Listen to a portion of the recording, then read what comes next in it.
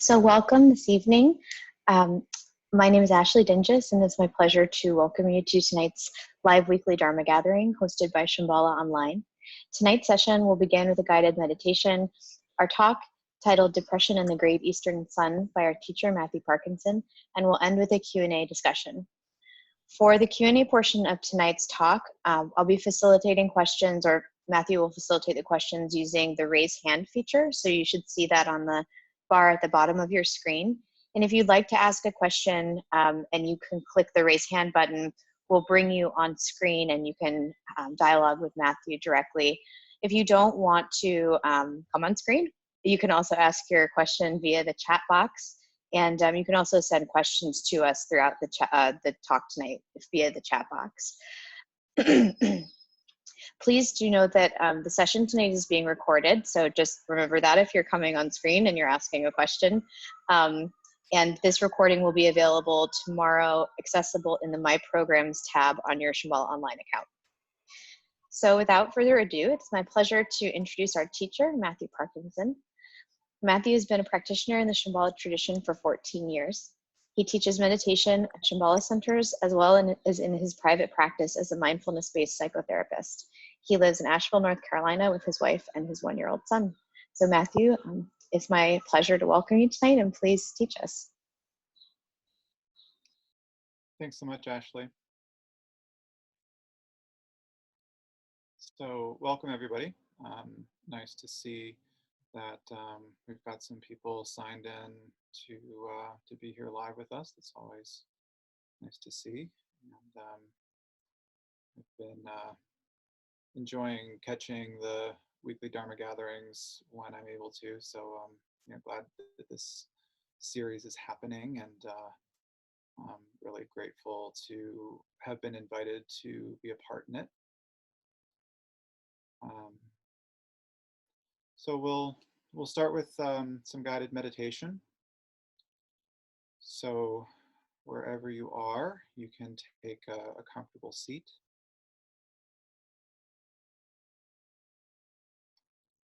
And so if you're sitting on a cushion, you can take a comfortable cross-legged seat with your spine holding you upright, a sense of uprightedness. You can relax your head, maybe turn it a little bit from side to side to work out any tension. Relax your shoulders. If you're sitting in a chair, a sense of being upright with your feet flat on the floor, and everybody, of course, is invited to sit in whatever way is comfortable and what works for your body.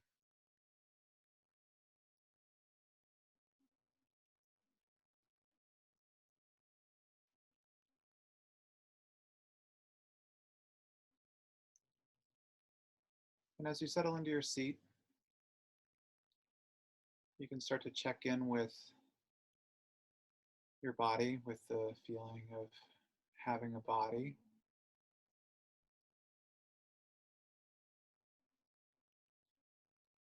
And you can start to notice your breath.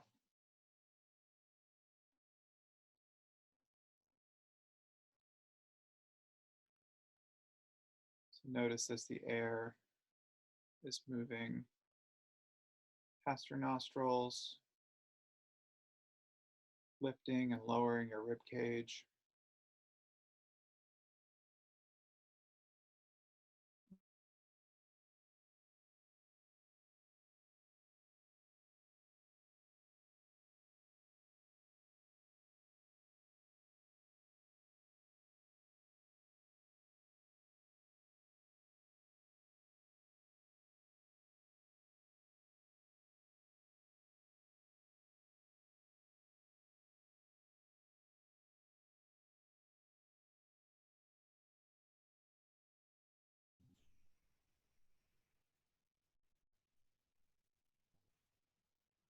As a place to rest your awareness.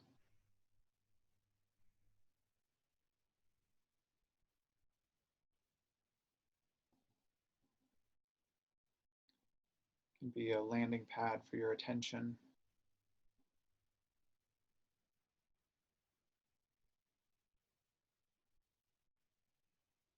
And as you rest with your breath,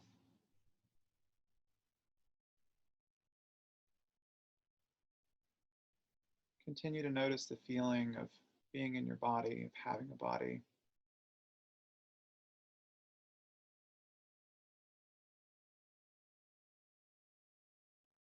You can notice your chair or your cushion holding your weight, supporting you.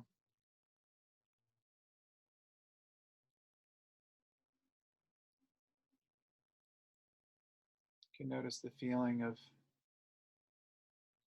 being seated upright, supported by your spine, a softness in your chest and your heart as your lungs breathe and your heart pumps blood through your body.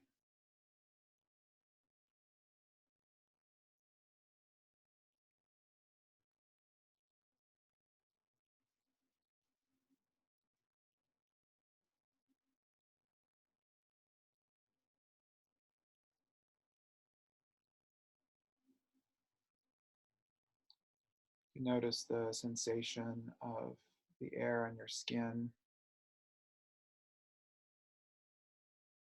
You can notice the temperature in the room.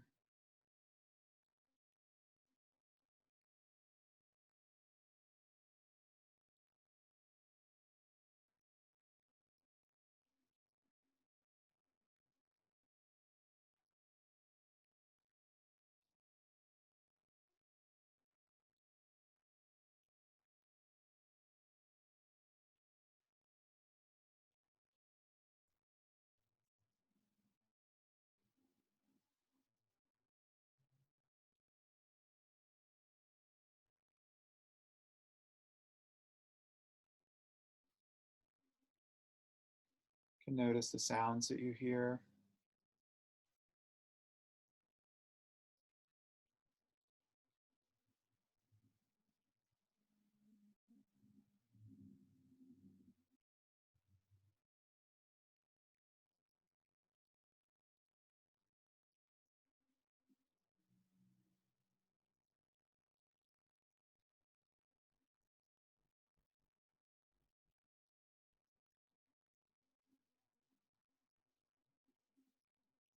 So this is the feeling of having a breathing body.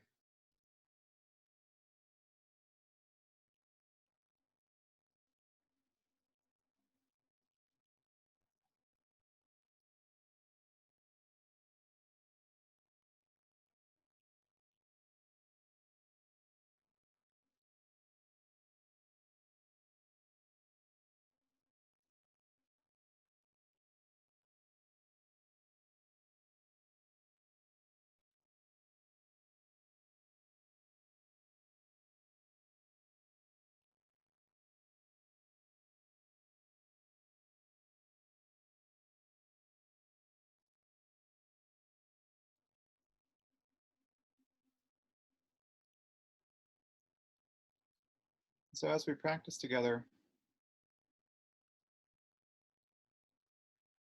you can allow any thoughts that you're having to come and go.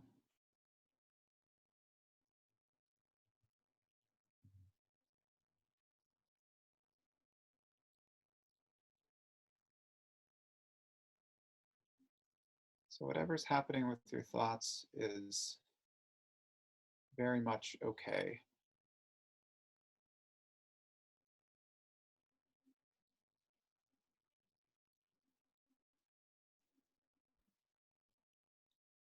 I think that can be the hardest bit of the instruction to remember, is that whatever is happening with thoughts is okay.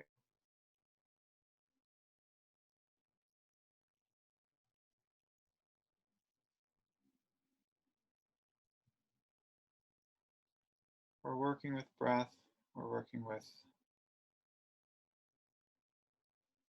having awareness of felt experience of our body while we sit and meditate.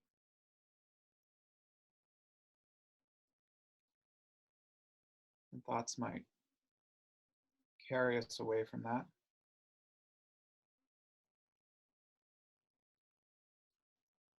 That's nothing to feel guilty about, feel bad about. It's just something to notice.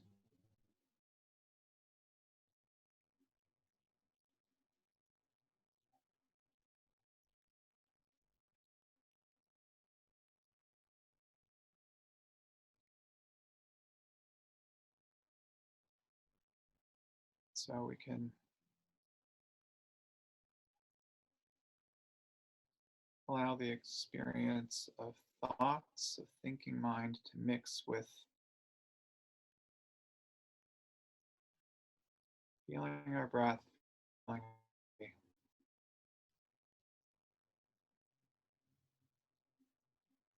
making whatever effort there is at this moment to hold our attention there.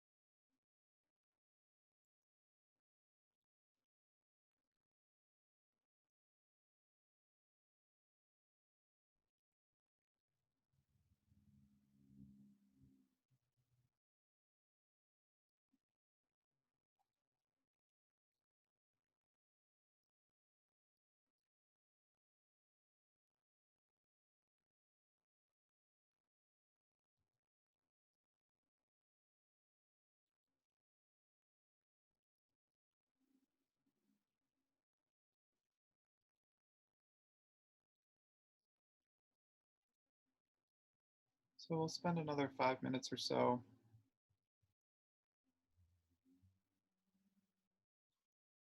with this practice.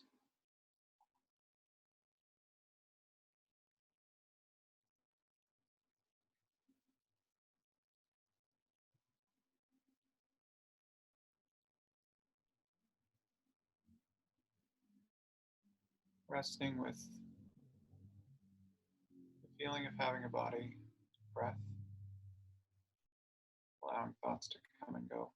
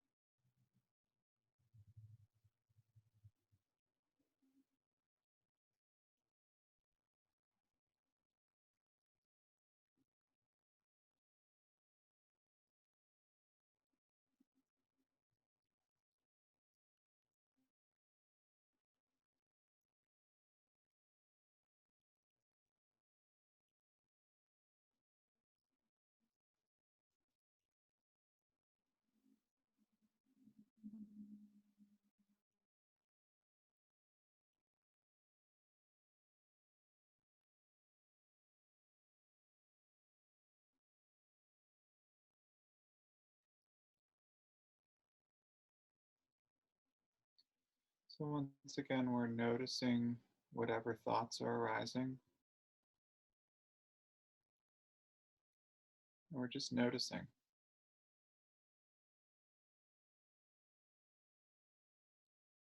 The same with any feelings, physical sensations, tightness, emotions that manifest as physical feeling in your body. Just notice that.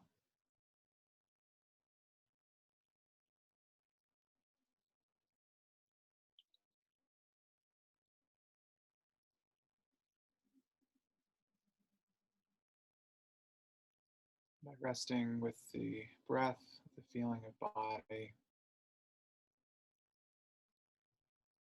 you have the opportunity to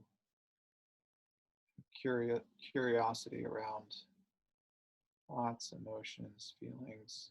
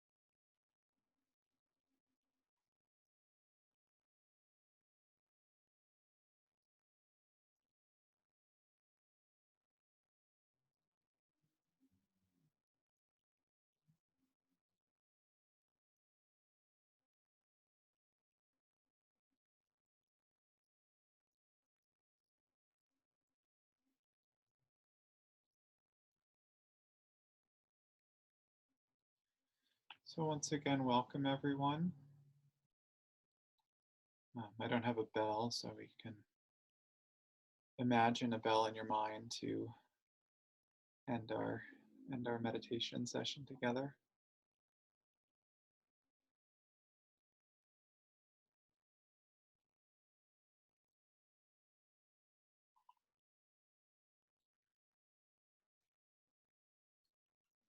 So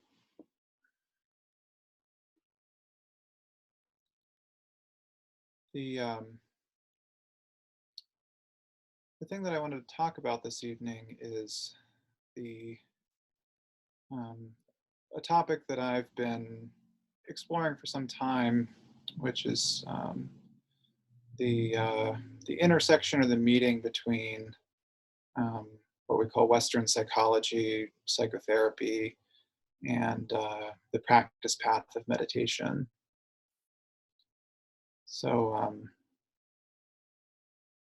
as Ashley mentioned, I'm a therapist, so I have a private practice where I see a number of clients, and so I work with a number of individuals that have um, different experiences of depression, um, and that depression can mean a number of things to different people. It can mean um, what people say when they, oh, I woke up this morning and I felt depressed. And so it can be an experience that's sort of temporary, or um, something that comes and goes, or um, a feeling of sadness, feeling of melancholy. Um, and I think we live in a time when um, the um, um, terms of psychology and psychological disorders um, pervade our language and our culture. where which is sometimes helpful and sometimes not helpful, um, because people mean a number of different things when they say I'm depressed, or I've been depressed. Sometimes this is something that's sort of a fleeting experience, or um, worry or sadness, melancholy, and sometimes it's something that's more serious, that it's a real struggle um, that there's sometimes not an easy or straightforward path out of, and a feeling like I wish it wasn't like this, and um, don't like that it's like this, and wish there was a way for it to change. Um, and so I thought, since um, as a therapist I don't get to talk about myself very much, I thought that I would, being in a different setting here, I would take the opportunity to share a little bit of my own experience. Um, so when I when I first um, when I was well, I'll start here. So when I was a younger man, younger than I am now, when I was in my 20s, I definitely had some experiences of what I now know is major depression, of um, a real kind of pervasive experience of um, of negative thoughts, of um, having sort of persistent negative thoughts that really sort of cast a fog over my entire experience, and um, really sort of felt very um, um, distressing at the time, for sure, and um, that there really didn't feel like any fix. There really, at the time, there um, didn't really feel like there was sort of an easy or straightforward way out of that. And it was during this time that I kind of found my way into a Shambhala center, and was introduced to the practice of meditation. Um, and I had this experience, I think, maybe like a lot of people who um, find the path of meditation, or of Buddha Dharma, or possibly in the Shambhala community in particular, or in a different community, where I was really kind of looking for something that I really um, my experience was that the life that I was living was sort of unsatisfactory in some way, and I was sort of looking for something different. Um, and so, I was sort of curious about Buddhism, and I was reading books, um, and I was living in Philadelphia at the time, and so used um, used my search engine to find a meditation center, and ended up at the Shambhala Center. And um, as Ashley mentioned, that was about 14 years ago, and things, at least in my experience, were very different then. That um, meditation really wasn't um, something that I was sort of aware of um, as a secular experience, or as something that people knew about widely, or um, that anyone in my sort of family had any sort of experience with or connection to. So it was a very um, kind of new and different thing at the time. And so I, did what a lot of people who have experienced at Shambhala centers do is I got some meditation instruction and learned to meditate, and attended some weekend programs um, where I had the opportunity to um, do some longer periods of meditation, um, throughout a couple of days during a weekend. And my experience of that was that I really, for the first time, um, I experienced space around persistent negative thoughts. So, and it was kind of, it really kind of blew my mind because it really wasn't something that I had ever experienced before.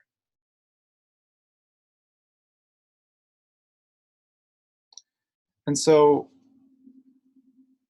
I think that having a meditation practice is really um, quite useful in um, creating this space of having the opportunity to um, experience your mind and experience your thoughts in a way that allows you to um, have the space to not be so identified with those thoughts.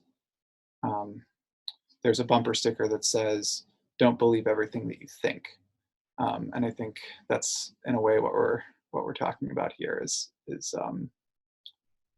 uh, having having some space to not say, you know, these thoughts are going away, or um, these thoughts are stopped, or I'm not having thoughts, but just to have some space around them to, um, just like I was saying in my instruction, to have some curiosity about them, and also um, to sort of feel the texture of them. What does this feel like? Huh? That's interesting. Can I be curious about this without being overwhelmed by um, these ideas about myself, or these thoughts about that I'm lesser than in some way.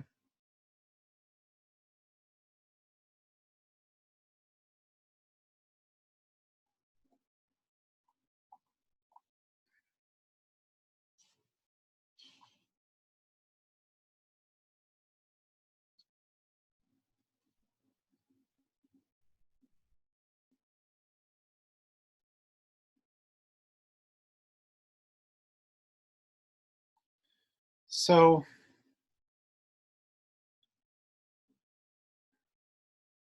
one thing that I've been um, let's see, how do I say what I'm wanting to say here? I find it really interesting the way in which um, um, knowledge and understanding of meditation has um, developed over the past 10 years or so, um, because it seems like it's much more popular. I just saw at the grocery store, Time Magazine had a big special edition about mindfulness um, for sale at the checkout register. Um, and there's a lot of meditation apps that are popular. Um, a number of clients that I work with use meditation apps and find them useful and helpful. And I'm always curious, especially when I see advertisements for meditation apps, that there's there's a um, with so many things sort of in the digital world that are sort of offered for sale. Um, they're sort of offering some kind of improvement project, um, and um, that um, that by using this app and meditating, that you are sort of will be better, in these sort of measurable ways. Um, and I think that I, personally believe that um, meditation is very beneficial. It's been extremely beneficial to me, and is very beneficial for other people. Um, but I sort of bristle at um, the idea of sort of making it into a project of here's why this is going to um, make things better or easier for you. Um, and I think one of the reasons that I feel that way um, is that I think that um,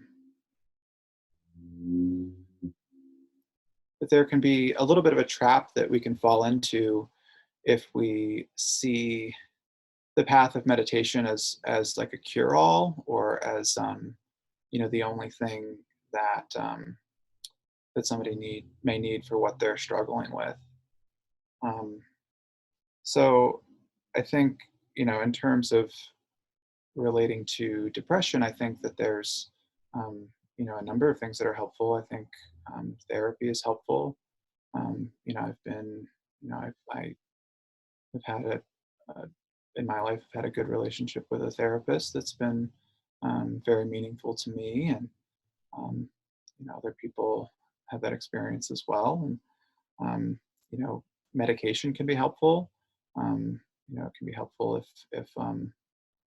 um, if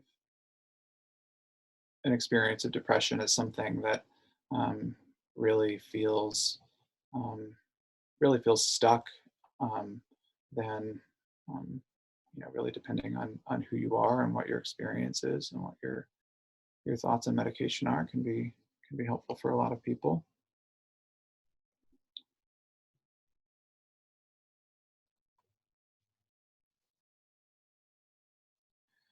But I think everyone, um, not everyone, but a lot of people um, has some relationship with um, this feeling of depression, whether it's something that's temporary, whether it's something that lasts for an hour or a morning or a day or a weekend or longer. Um, but I said everyone again, but a lot of people have um, their own experience of this feeling, and that could be a feeling of a dullness, or um, an experience of negative thoughts of um, I wish something were different. I wish I was in a different place in my career, or I wish that I had the partner that I'm looking for, or that I wish that um, you know, I can't believe that I'm only this far along in this, and shouldn't I be somewhere else right now?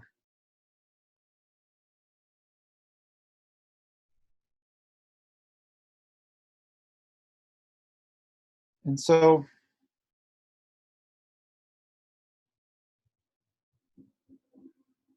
since this is an experience that so many of us, um, can have, and I mean, I think I want to be totally honest too, that it feels like we're living in a time that um, is just really hard for a lot of people, that we um, you know um, that we and I'm not sure if anyone's calling in from outside of North America, but in our um, society here, our politics are sort of up in the air, and if you're um, have a connection with the Shambhala community, the Shambhala community is very much up in the air and in a state of turmoil right now, and um, it seems like our sort of reference points for stability can be sort of all over the place.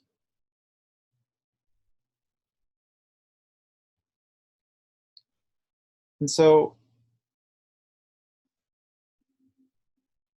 the question that I um, am circling around in this talk is, I think, the question of um, can we relate to this experience directly? Can we have a direct experience of our own sadness, melancholy, dullness, irritation, thoughts that things should be different, um, without um, feeling such a strong need? And I'm going to say such a strong need because you may feel that need to sort of um, push those thoughts away, or um, pretend like they're not there, or cover them up, or say that they are there, and that means that everything is absolutely terrible.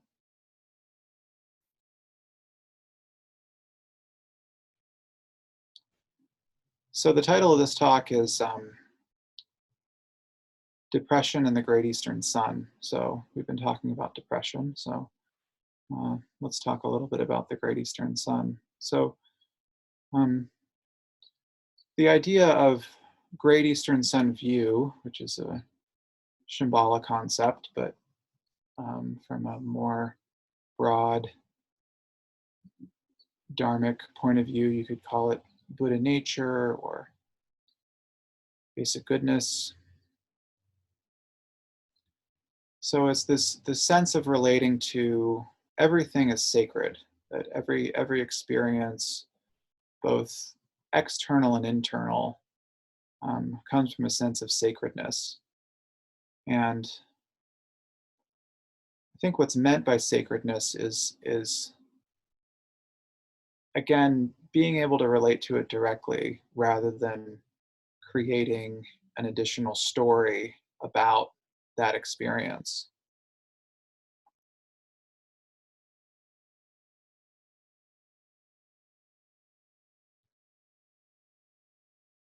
So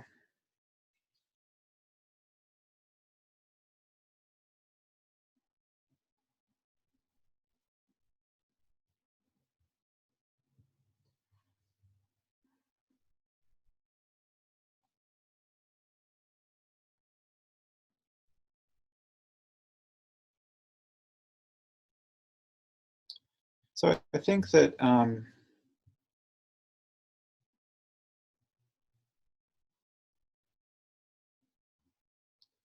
this is something that you can do, that can be done when you're practicing meditation, um, is to um,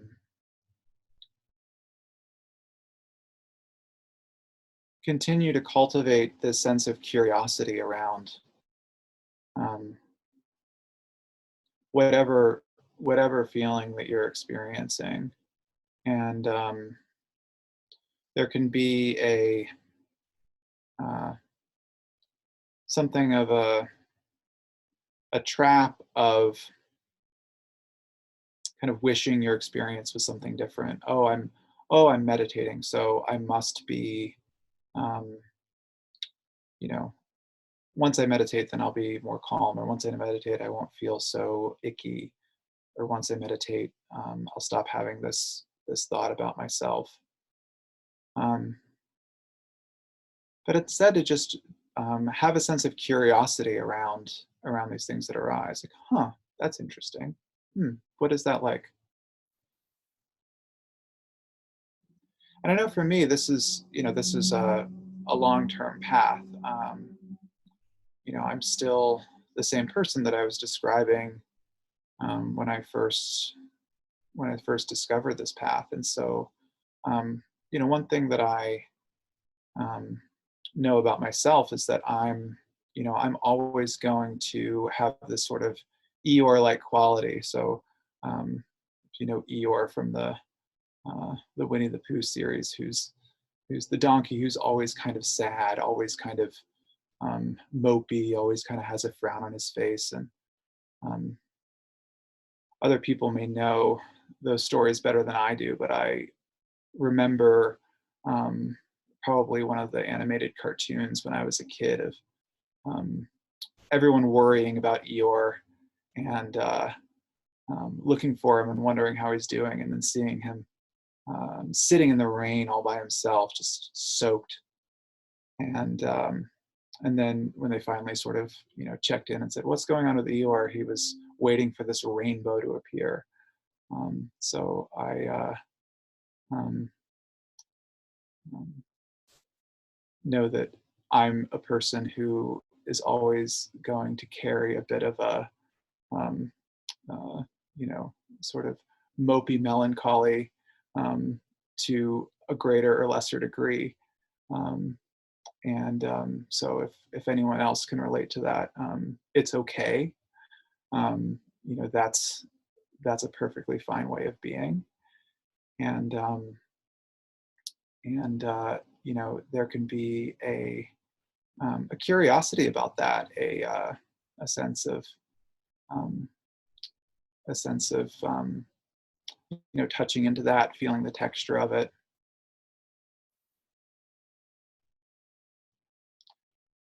You can even um, try, when you're meditating, um, if a real strong feeling of sadness or worry or anxiety, or maybe it's like a physical feeling, maybe it's in the pit of your stomach or in your chest or in your head, um, that sort of arises, just to rather than to sort of push it away, just to um, you can even um, feel into that feeling, and maybe even intensify it a little bit, and just sort of uh, feel into it. Just sort of say, like, what is this? Is this going to kill me? Is this going to if this never goes away entirely, if it sort of is prone to come back again, am I ruined? Um, and Just to sort of really, really touch into that. And um, I'm going to give you the answer that I don't think that it will kill you. Um, but having a curiosity about that can really be um, a beautiful and powerful practice.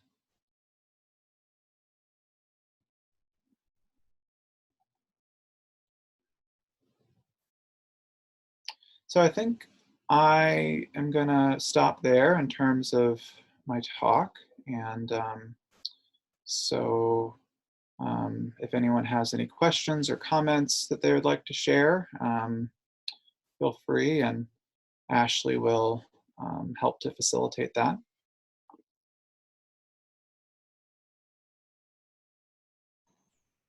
So you can ask a question using the raise hand feature at the bottom of your screen. And if you click that button, we'll see your hand go up, and then I can bring you on screen. And you're also welcome to just type a question in the chat box too, if you don't want to come onto the screen.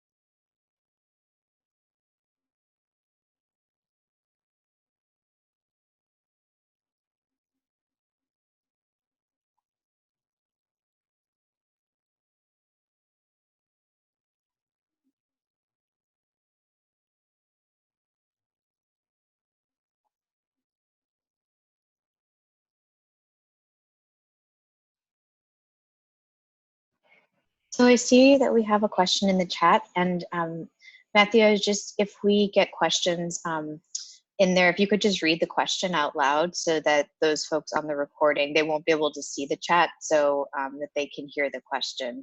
That would be great before you start answering. Sure.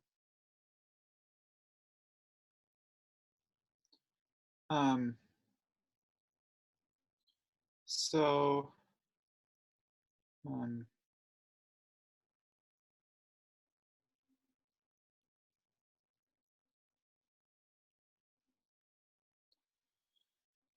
so I have a question that says, how does the view of the settings fit into aspects of depression? Can Great Eastern Sun overcome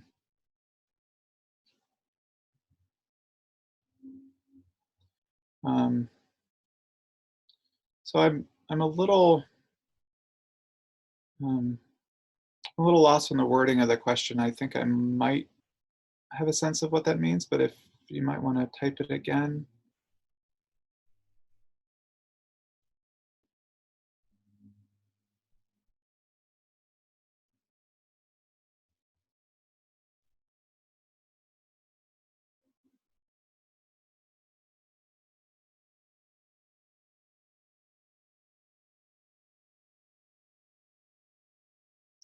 Okay, yeah, that's what I thought you meant. Um, so um, the question is how does the view of the setting sun fit into aspects of depression? Um, and so um, I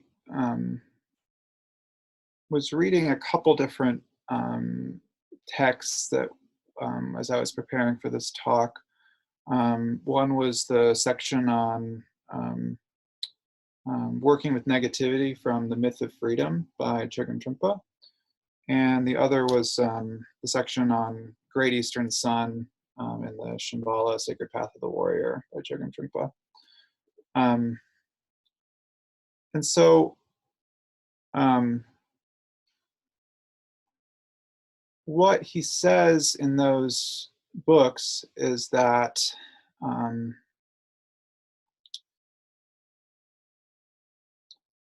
see if I can kind of synthesize this a little bit. So the setting sun approach is um, um,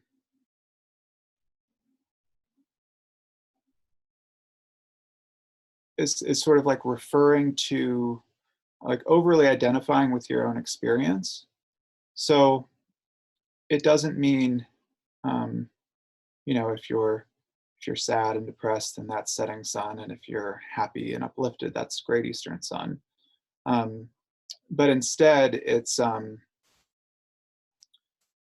that if you're able to relate to your experience directly, that's the direct experience that we talk about when we talk about Great Eastern Sun vision. So it's simply a matter um, of having the willingness to be open to your own experience. And um,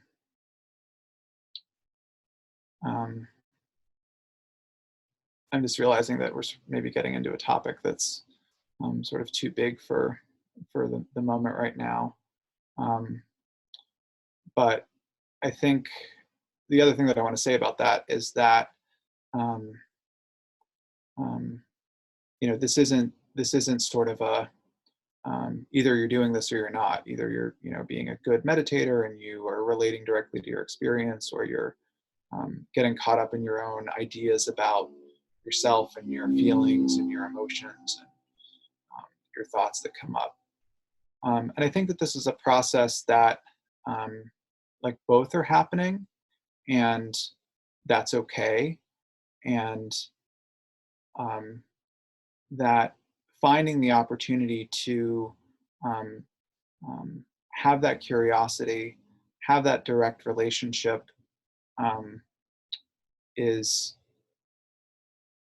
what's helpful, or is the experience of just um, relating to your experience directly, and that's the sacredness, is just having that direct contact.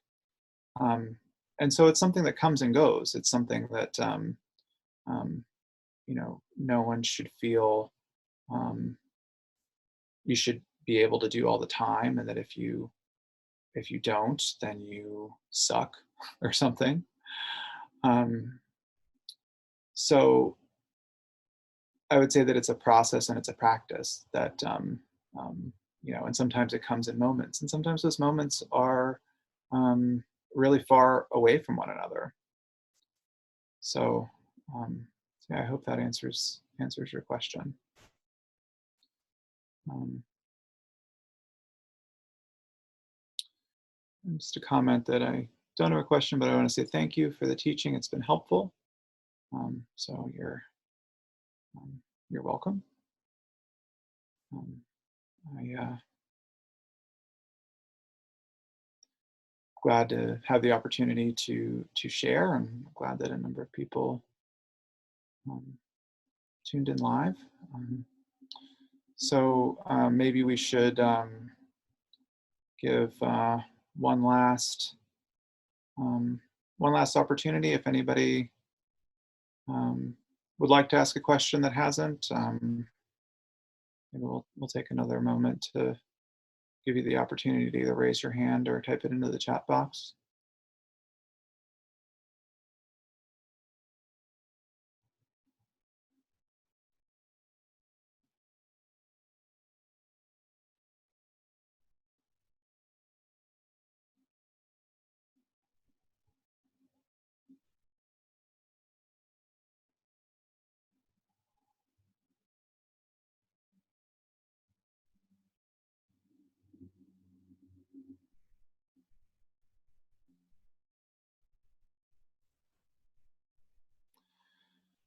Okay, well, um, thank you all um, for joining the talk this evening. And if you're watching this recording at a later point, thank you um, for tuning in. And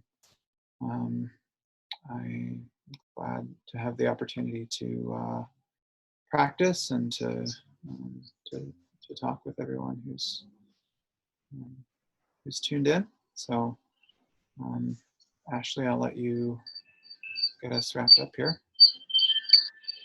Thank you so much for teaching us this evening. It's wonderful. And for those of you who are joining live, you will be able to access this talk again in the My Programs tab of your Shambhala online account starting tomorrow. And you'll also get an email from us with the instructions about how to do that.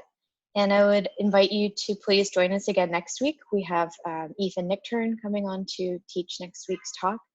We also have two other excellent teachers coming up later in June. And we're going on a 2-week summer vacation to regroup, and we'll be announcing the rest of the lineup through the end of the summer and into the fall. So please do stay tuned. You are on our email list, and you'll get updates as we continue to add more teachers and more talk topics. So once again, thank you everyone for joining us, and thank you, Matthew, again for teaching us. We'll see you next time. Bye.